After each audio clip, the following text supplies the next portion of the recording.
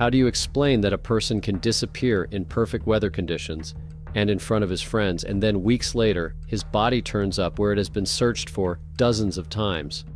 Or how does a girl manage to disappear from a simple mountain path in a matter of minutes, and later find herself on a sheer cliff, which is impossible to climb without special equipment? These questions still stir the imagination of anyone who has ever heard of unfathomable disappearances on U.S. hiking trails. Two stories, James Carter and Emily White, are just the tip of the iceberg of mysterious cases, which, as if streamlined by madness, are woven into reality and question the usual logic and common sense.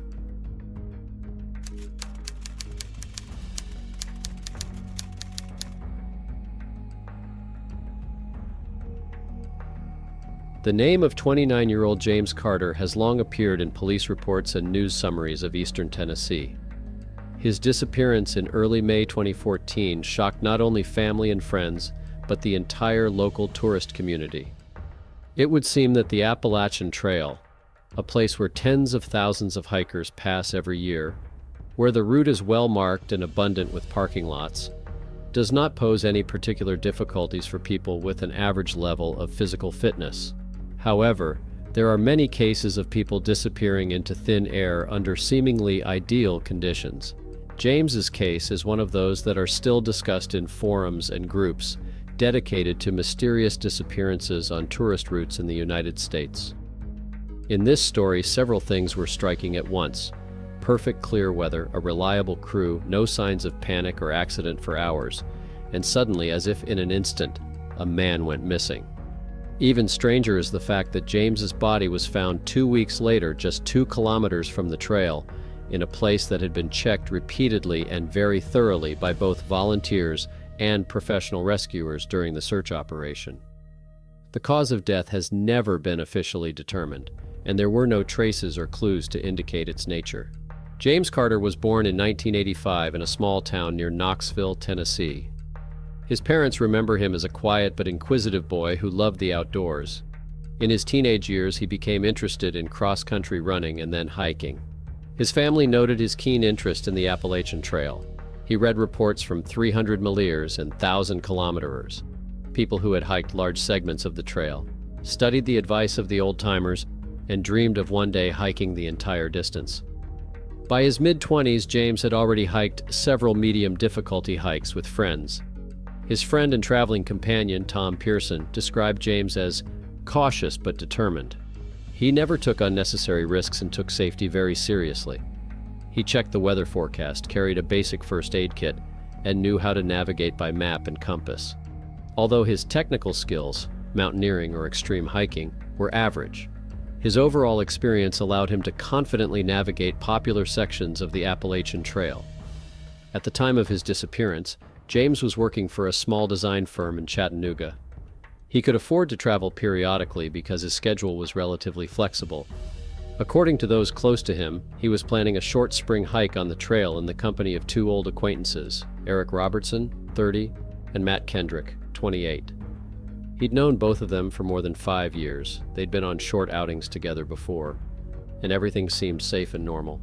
The official start date for the hike was May 3, 2014. Trinity gathered in one of the parking lots at the entrance to the section of the Appalachian Trail that is closer to East Tennessee. According to eyewitness recollections, the day was a typical spring day. Clear skies, a light breeze, and temperatures around 20 degrees Celsius, with no hint of sudden change. There were no warnings of storms or heavy rain in the next 24 hours. James, Eric, and Matt took the standard set of equipment: tents, sleeping bags, food for 3 or 4 days, light clothes for warmth, and warm clothes for nights that might still be cool. The guys' phones were charged, but the signal on the Appalachian Trail was periodically lost. Since this is a known feature of mountainous areas, no one considered it a problem, much less something abnormal. On the evening of May 3rd, the company camped at one of the trail's markers, an official parking lot with a fire pit and a level area for tents. Several groups of hikers were already there, eager to talk to the new arrivals. Eric later recalled, "Everything was as normal as possible. We met the guys who were heading north. We chatted, some shared their stories. There were no alarms. The next day, May 4th, the weather was the same. The sun was shining. The temperature was up to plus 25 degrees C, and it promised to be a beautiful day for walking. The three buddies were walking along the trail, talking often, joking, stopping to take a couple of pictures. By lunchtime, they wanted to complete a certain section of the trail and planned a place for a second overnight stay. At about 10:30 a.m., James walked a little ahead, as is often the case in a group of people with different walking speeds, some going faster, some slower. He was one of the hardiest, so sometimes he would leave his friends behind for a few hundred meters and then wait for them at a convenient part of the trail. According to Eric, at this time they discussed that they would check on the navigator in about half an hour. The path followed a gentle upward slope overlooking a valley overgrown with young spring forest. Around 10:45 to 10:50, Eric and Matt noticed that they couldn't see James up ahead. Usually, he either stopped at a viewpoint or made himself known by voice. They sped up, thinking he might have moved farther ahead. For the next couple of minutes, the boys moved at a practically jogging pace until they reached the spot that James seemed to have to occupy if he'd just gone ahead. But he wasn't there. Eric and Matt didn't panic at first. They thought that perhaps James had stepped aside out of natural necessity or decided to take photos from a ledge just off the trail. They called out to him by name, but there was no response. They looked behind the nearest rocks, checked the trail leading down into the small bed of a dried-up creek, but James was nowhere to be found. The situation looked like gone in minutes. Realizing something was wrong, Eric and Matt called 911, but the signal was lost almost immediately. It wasn't until the second time, a little higher up on the ridge, that Eric was able to briefly tell the dispatcher that they were missing a friend and give an approximate location on the trail. The dispatcher replied that the nearest rangers were on their way and to stay in touch. The boys decided to take a look around the area on their own first, without straying too far from the trail. It was noon, clear skies, and visibility was excellent. One would have thought that if James had fallen or been injured, he would have raised his voice, would have heard the screams. But the forest was silent. There were no noises, no signs of a struggle, no footprints to indicate that James had taken a wrong turn. About an hour after the first call, two rangers, Jacob Hill and Ron Murphy, who had managed to ride their ATVs to the nearest descent to the Appalachian Trail, joined them on the trail. They questioned Eric and Matt about the details and then informed them that a search and rescue team would be pulling up by evening along with the K-9 unit, and possibly a helicopter would be involved, weather permitting.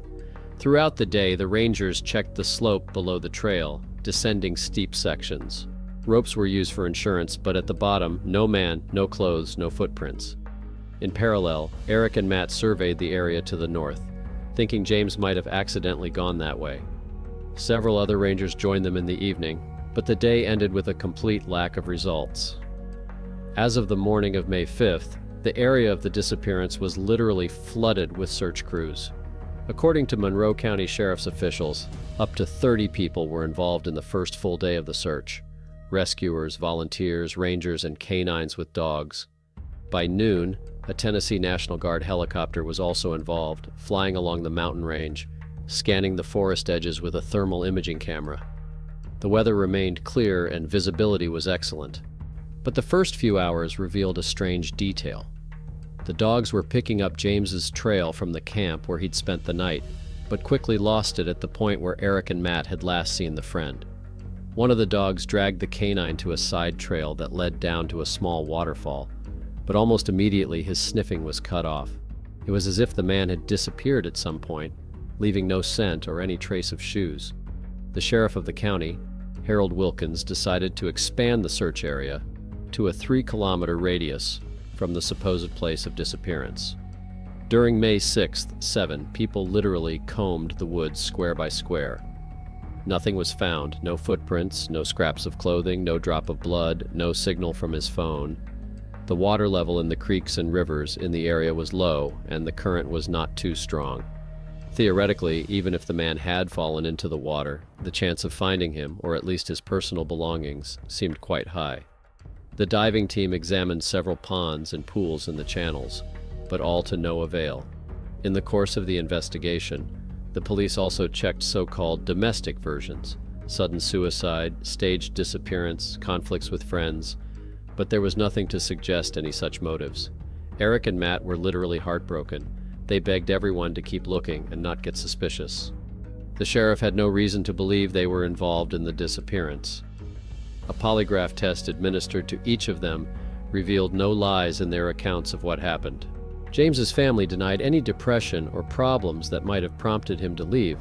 On the contrary, he was excited about traveling, made plans for the summer, had a stable job, and no debts.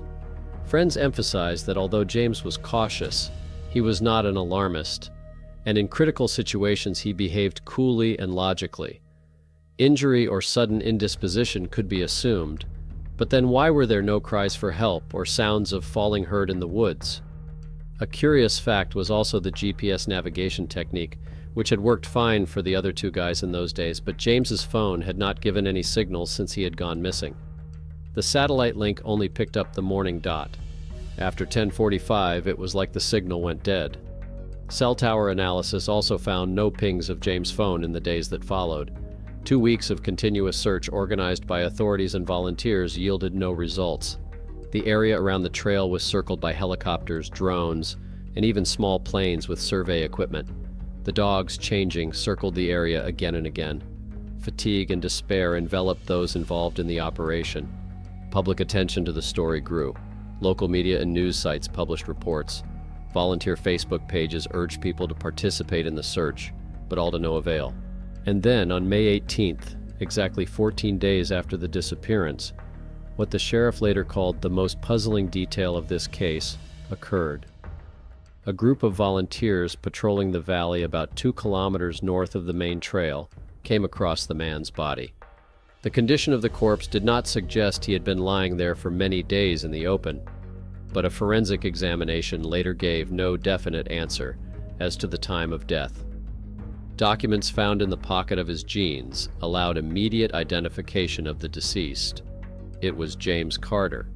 The place where his body was found was checked more than once as part of the search operation. Volunteers who surveyed that area a week ago swore he wasn't there. It was impossible to miss, one participant recalled. It's sparsely wooded, practically open space. Not to see a body that was lying right on the ground. There was no way that could have happened. Surprisingly, upon discovery, there were no obvious signs of decomposition or damage typical of 2 weeks in the forest in a warm climate. Temperatures during these days reached +25, +27 degrees C during the day, and this usually speeds up the decomposition process. The scene itself looked as if the body had been in the area relatively recently, or at least preserved in conditions that had not allowed the environment to change it quickly. There was no sign of insects, and birds hadn't touched the remains either. Another strange fact: James's clothes were almost intact, only his pants were slightly torn at the right knee. On his feet, his trekking boots, laces tied. The backpack was missing, and it was not found in this area or anywhere else. The cell phone was missing too. The pathologist's report, Dr. Mario Carver, was key to the case. Officially, he ruled death by undetermined cause. There were no stab wounds on the body, no severe contusions, no fractures indicating a fall from a height, no signs of strangulation or other violent impact. Toxicological analysis revealed no significant abnormalities. There were no traces of potent poisons, medications, or drugs in the blood. The only unusual detail was a slight swelling of the soft tissues around the neck and face, but this was not sufficient for a definite conclusion. It was not clear whether this swelling could have been the result of an allergic reaction or, for example, the result of external factors related to the natural environment. The authorities pondered the question for a long time. How did the body end up in a place that had been checked several times? How naturally could the deceased appear there if he disappeared on a trail 2 kilometers away? Perhaps he had somehow been alive all this time, and then walked out or reached that spot and died. But then, where had the backpack gone? And why hadn't there been a single clue to a run around the neighborhood?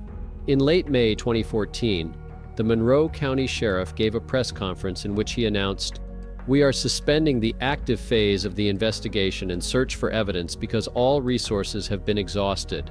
The case remains open, and if new information becomes available, we will resume." James's relatives accepted the fact of his death, but questions remained. What really happened, and why was the area where he was found repeatedly checked and failed? The media still remembered the case for a long time, from major TV channels covering the topic of mysterious disappearances on U.S. trails, to local publications and enthusiastic bloggers who collected and analyzed any mention of the details of the case. Periodically, witnesses would appear claiming to have seen lights in the sky or heard strange noises that night, but when verified, the information was not confirmed. James's family still has his collection of hiking gear and photo albums of past hikes in his memory. The parents, Tom and Lauren Carter, tried through social media to find other people who had encountered something similar on the Appalachian Trail. Dozens of users wrote to them, telling of sudden loss of connection, mystical experiences while hiking, and missing items, but none of these testimonies became a real lead.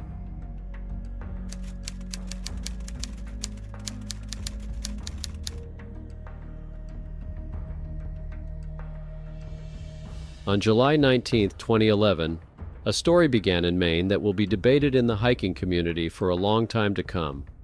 That day, 27-year-old Emily White, along with her boyfriend, Josh Rivers, went on a short-day hike on a popular section of a mountain trail. The route was near one of the mountain range spurs where nature and adventure enthusiasts usually flock. According to Josh, an hour and a half to 2 hours before noon, they had already hiked most of the way, enjoying the gorgeous views. Emily stopped several times to take photos of the flowering meadows and pine trees that spread widely across the slopes. The route didn't have an official name, but among local hikers it was often referred to as the Country Lookout, not too difficult, but with impressive views of hills and valleys. It was mostly at altitudes of about 400 meters above sea level, with gradual ascents. After a couple of hours of brisk walking, Emily felt a little tired and suggested we take a short break. Josh looked at the map and decided to check the location of the next trail sign to see exactly how far they had to go to a convenient lookout. He was only 3 minutes ahead, as he himself later told the investigators. "I literally ran to the turnoff and back. It wouldn't have taken more than 5 minutes if you count back and forth." But when he returned, Emily was gone. Her small snack bag was still on the rock where she just sat. Her water and phone were in her backpack, which she hadn't taken off.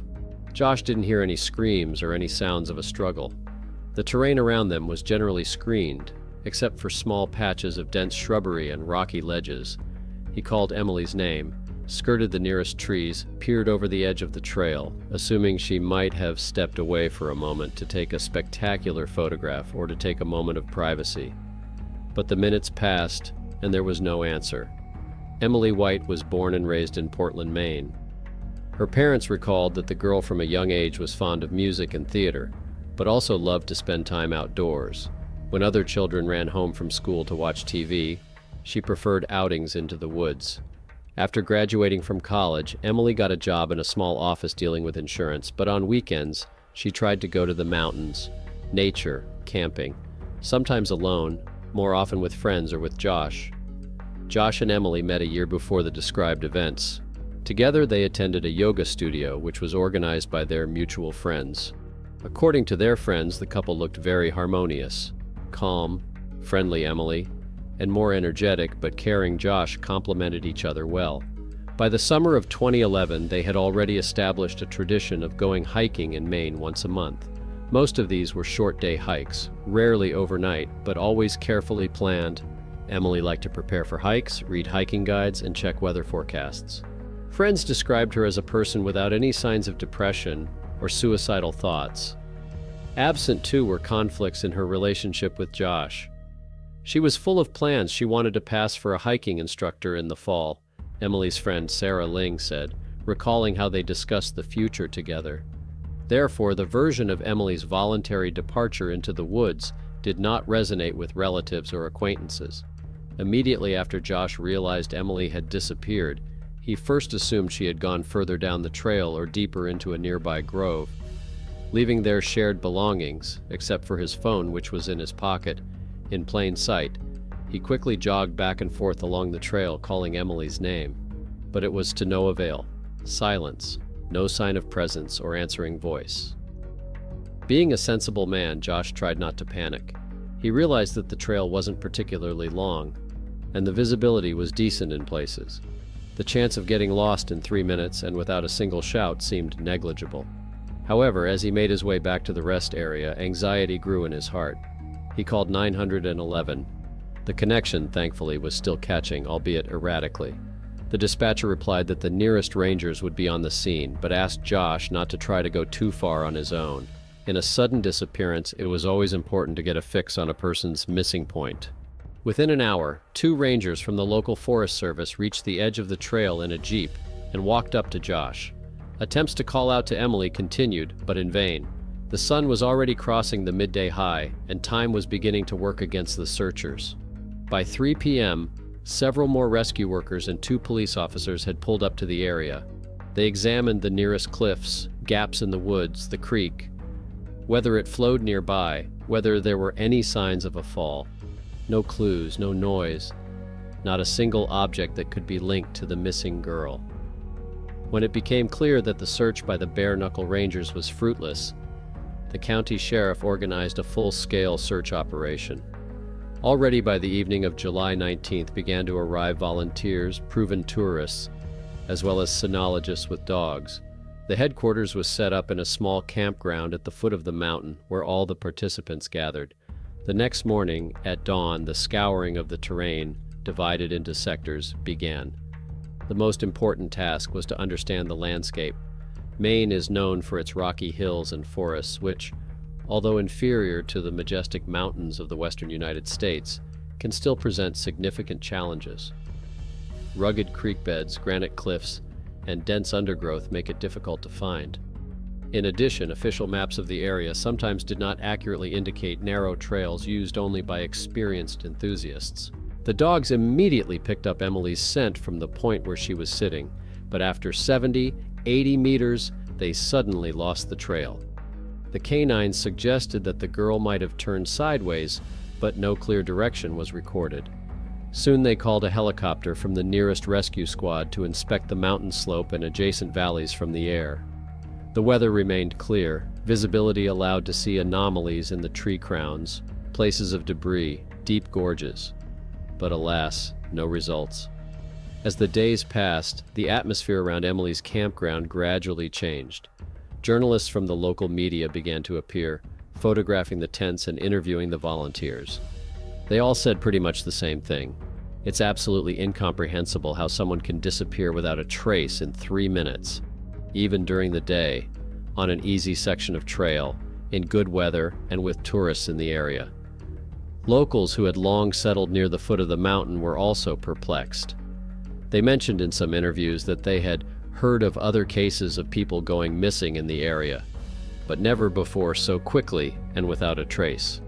The cliffs in Maine can reach moderate heights, but some cliffs are nearly vertical and require climbing experience. According to Josh's claim, there were no sheer cliffs or dangerous ledges where Emily disappeared. Everything looked relatively calm, just low rock ledges and a moderately sloping slope. The shrubbery and trees could conceal a man, but not so much that he could not be found in such a serious search operation. By July 22nd, 3 full days after the disappearance, search and rescue teams had checked a radius of about 8 kilometers around the point of disappearance. Volunteers placed markers on trees to make it clear which squares had been combed. Drones and a helicopter flew around the mountain twice in concentric circles, looking at every open plateau, every clearing. They found nothing. No trace of clothing, no campfire, no backpack, not even fresh shoe prints. At the same time, there was also a police check, whether Emily had any conflicts, quarrels, strange acquaintances. But this line of investigation led to nothing. Family and friends of the girl denied anything in this spirit. Josh was tested on a lie detector. He showed no signs of deception. According to him, he loved Emily and could not imagine for a second that she herself ran away or hid on purpose. Periodically sounded the version that she could have been kidnapped by someone, but to do so on a popular tourist route in broad daylight would have required acting with incredible speed and silence. Besides, none of the other hikers had reported any suspicious persons or vehicles in the vicinity. Once again, it was all about zero evidence. When 10 days passed, The searchers' efforts began to wane. Volunteers were exhausted. Emily's family was in a state of extreme despair. It was at this point on July 29th that they received a message from a team of climbers who were training together on one of the hard-to-reach rocky areas northeast of the trail. The site was an almost sheer wall located at an altitude of about 500 meters above sea level. It was accessible only with special equipment: ropes, carabiners, hooks. And there, among the ledges, the climbers noticed something suspiciously similar to a human figure. The signal was immediately transmitted to the police and rescuers, and by evening a group capable of technical climbing arrived in the area. To the horror of all those involved in the operation, there was indeed a woman's body on a narrow stone shelf with almost no footing. The documents preserved in the inner pocket of her jacket confirmed it. It was Emily White. Her small backpack was lying next to her, leaning against the rock, the buckles intact. Emily herself was in a position as if crouched against the wall, facing the plumb line. Initial examination showed that there were no severe external injuries or bloody wounds on the body, but due to 10 days in the open air, it had begun to decompose. Nevertheless, experts assured that in the moderate humidity and sunny heat, the process was relatively rapid, but not so rapid as to completely hide any signs of injury. No obvious fracture of the limbs, characteristic of a fall from a great height, was found. Clothing was almost intact, only slightly soiled. The pants and boots were in normal condition with no significant damage. The inside pocket of the rucksack contained a cell phone, but it had been smashed, possibly by hitting rocks, so no data could be immediately extracted from it. A more detailed analysis later also yielded no answers. There were no recent photos or messages in the phone's memory that could shed light on Emily's last moments. The battery charge was long gone at the time of discovery. The most pressing question was how Emily could have ended up on this hard-to-reach rock. According to experienced climbers, it was impossible to simply get lost up there. Climbing required special equipment, and Emily didn't have any. In addition, none of the rescue teams that inspected mountain after mountain did not see a possible path that the girl could take alone. The forensic medical examination, which lasted about a month, formally ended with the conclusion, "The cause of death has not been determined." The pathologist's report stated that there were no obvious signs of strangulation or violent actions, but there were also no characteristic injuries from a fall from a height. It was noted that no toxins or poisons were detected in the body. Sheriff's Inspector John Hightower, after reviewing the results, only threw up his hands. "We can't say the death was violent, but we can't explain how she got there either." The news that Emily White had been found, after all, but in such an unexpected place, caused an outcry. Journalists seized on the story. A mysterious disappearance and an even more mysterious discovery. The relatives, having received Emily's body, organized a modest farewell ceremony attended by dozens of volunteers who helped in the search. Saying goodbye to his daughter, Emily's father, Mark White, pleaded with police to keep the case alive and continue the investigation, hoping that new evidence would be uncovered. The police were legally obligated to keep the case open, but without concrete leads, the investigation had few tools left. Josh Rivers, broken by grief, tried to cooperate with the authorities, but he was full of questions. Being interviewed again by the sheriff, he said, "I don't understand. She couldn't have been where she was found by accident or on purpose. Emily wasn't a rock climber, and if she had, she wouldn't have gone out alone." Soon, members of the search and rescue operation began sharing their stories and speculations on forums dedicated to mysterious disappearances. Some pointed to an anomalous disappearance, going missing in the middle of nowhere and being found in a place you can't get to without special skills and equipment. Others thought that perhaps Emily had been the victim of a kidnapping, and the body had simply been hidden on a cliff to cover her tracks. But there was not a single piece of evidence to support this theory. No signs of a struggle, no DNA, no clues to the presence of intruders. Emily White's case meets many of the criteria that are commonly cited in missing 411 stories. The lack of a logical explanation for the move, the complete incomprehensibility of the victim's behavior, and the inability to determine the exact cause of death. The police investigation, which lasted several months, ended with the wording, The case remains open without sufficient data for an indictment. In other words, there is no official answer, neither in terms of motives nor details. Emily's family hired a private investigator, but he too found nothing to shed light on what happened. Locals continued to say that this area of the mountains has repeatedly demonstrated strange things. Someone heard strange sounds in the night. Someone lost their bearings even in the daytime. However, no objective facts explaining Emily's death were found. That's all for now, folks. Thank you for staying with us. If you liked it, be sure to like, share, and subscribe so you don't miss new episodes. See you in the next videos. Bye.